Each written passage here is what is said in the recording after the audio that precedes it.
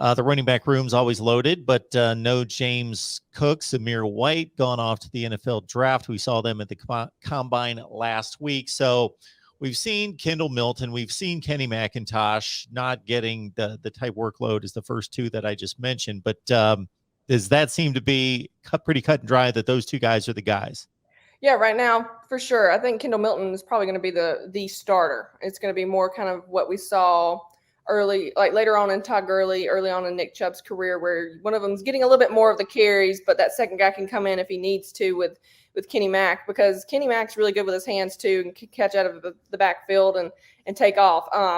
But then again, you could use them equally like they have been with Zamir and James. It's kind of depending on how well they practice and how well that they continue to develop.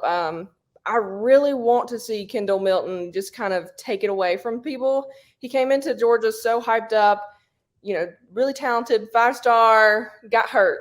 And then he got hurt again last year. And so I really want him to use that adversity that he's kind of had to overcome and just really hit the ground running this season. I have really big expectations for him. And I think you're going to see a kind of a one-back system with Georgia that you haven't since Todd Gurley, in my opinion, with him. But then you also have Branson Robinson, who's coming in as a true freshman, and Andrew Paul, who could both kind of earn some kind of cleanup time if they need to. And I'm excited about both of those kids too. I know we talked about them before, but Kenny could surprise some people, I think, too, because he wants it so bad. He's worked hard.